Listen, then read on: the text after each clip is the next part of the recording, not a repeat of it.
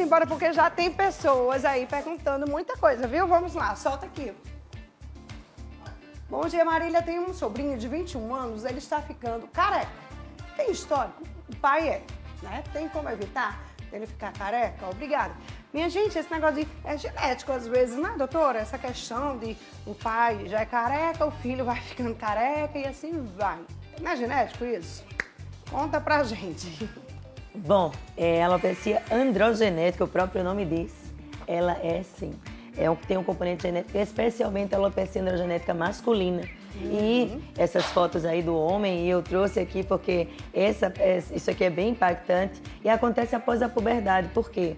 A genética traz uma sensibilidade maior do folículo piloso a um derivado da testosterona. Sim. E as testosteronas, né, o androgênio, eles são liberados a partir da puberdade, no homem, na mulher. Então, a partir daí, porque às vezes a gente diz, não, mas essa criança nunca vai ser careca, nunca vai ser calva. Eu digo, tá, mas ainda é criança. Então, às vezes tem muito cabelo, né? A gente vê assim. E aí depois muda, né? Então, por exemplo, aqui é um componente de uma alopecia androgenética masculina, você vê, né? Então, para você que está aí acompanhar, que você vê umas entradinhas, e aí, se não tratar, pode evoluir com esse aspecto genético. Então, alguns homens têm esse tipo de apresentação, você pode evoluir mais um pouco, e aí, às vezes, a pessoa diz, não, eu não tenho calvície, só uma entradinha. Mas essa entradinha pode ser uma calvície que daqui a 10 anos, daqui a 5 anos, dependendo dessa genética, pode evoluir mais.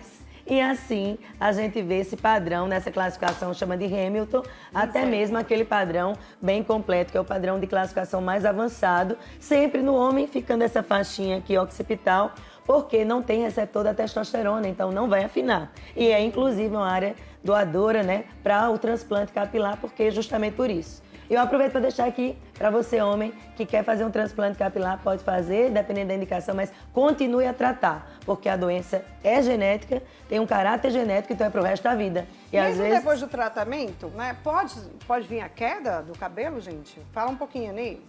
Então, precisa ter esse cuidado, você fala de queda do cabelo, você percebeu o cabelo realmente se desprendendo do teu couro cabeludo, aquela queda é visível, mas como a doutora Larissa mesmo mencionou, existe a miniaturização. Às vezes ela pode vir acompanhada dessa queda abrupta que você percebe no travesseiro, na cama, na toalha, deslizando, penteando, ou quando lava.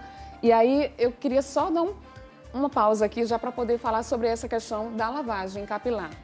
Porque quando nós estamos com uma queda, e essa é uma queda que não está dentro da normalidade, você tem medo de lavar o cabelo, porque sempre que lava, observa que cai muito. É mesmo. E aí você dá uma pausa muito grande. Toda vez que eu lavo meu cabelo, a queda parece que está maior, eu vou ficar sem cabelo e aí eu dou um espaçamento muito longo. E preste atenção com isso, porque esse espaçamento, ele é uma oportunidade para uma situação secundária. Por exemplo, um excesso de oleosidade, ela gera uma dermatite seborreica, que daí é uma doença inflamatória e isso aí faz com que o cabelo caia com mais abundância, exatamente.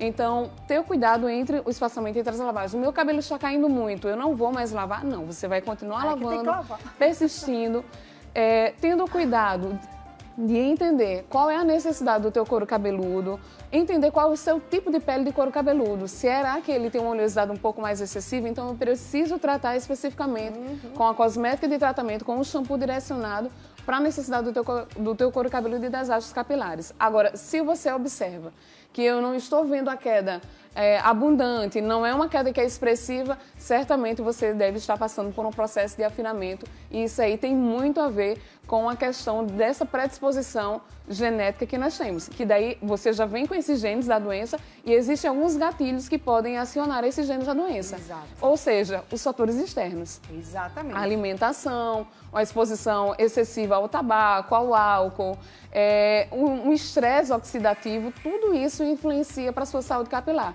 Então, preste sempre atenção que o sistema capilar ele é interligado aos demais sistemas. Você não consegue falar de cabelo de maneira isolada. Estou com a queda, eu vou me utilizar de um shampoo anti-queda, não está resolvendo. Aí você precisa investigar. Exato. Tem uma causa aí por trás. O cabelo, ele é um sintoma e tem uma causa e é necessário ser investigado com intervenção médica e de profissionais habilitados na área para poderem trazerem o tratamento que você precisa. Antes da gente chamar o áudio, bem rapidinho, até que ponto é normal uma queda de cabelo, doutora? Porque a gente sabe que os fios a gente cai e renovam todos os dias. mas até que ponto os fios, essa queda, né, é Sim, normal? interessante quando a gente estava comentando, né, na fábrica, né, do cabelo, existe um percentual, por exemplo, de 70% a 80% hoje de fios que estão nessa fábrica, ou seja, que nascem e crescem continuamente. E 15% a 20% caem para poder haver essa continuidade do ciclo. Então, uns caem para outros nascerem, uns caem e outros nascem. Ok, quando nós estamos diante de um impacto, como nós já comentamos, então esse ciclo muda um pouco e aqueles fios que estavam ali em 80%, 70% nascendo e crescendo vão para a fase de queda.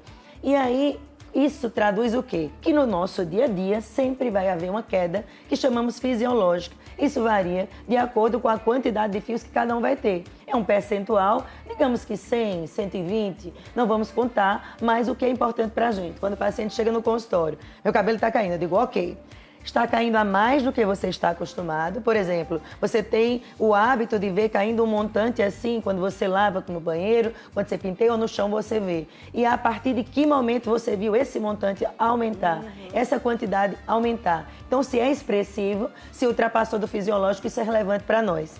E só um aspecto também, Marília e Nédia estava comentando, às vezes o paciente chega, meu cabelo está caindo, mas ele quer dizer outra coisa. Aí a gente sempre pergunta, peraí, você está vendo ele cair no ralo, no chão, no travesseiro, ele está se desprendendo, porque às vezes ele está querendo dizer, falar da calvície, está ficando ralinho. Isso. Então nós temos o quê? Queda é aquilo que eu vejo perder no chão. Temos a quebra, é aquilo que fratura, que depois vamos comentar, que tem a ver muito com química. E temos o afinamento, que é a rarefação. Então, muitas vezes, o ficar ralinho aqui não é proporcional ao que eu vejo cair no chão. Exato. Porque o que fica ralinho é porque afinou em geral. Então, isso é muito importante porque são queixas distintas que podem estar associadas e é preciso ter esse olhar diferencial. Com certeza. Vamos lá, soltar mais uma pergunta aqui, vai. Bom dia, doutora. O meu filho, ele tem 30 anos, ele colocou um produto químico e desde esse dia que ele colocou, o cabelo dele caiu e não nasce mais na parte do meio.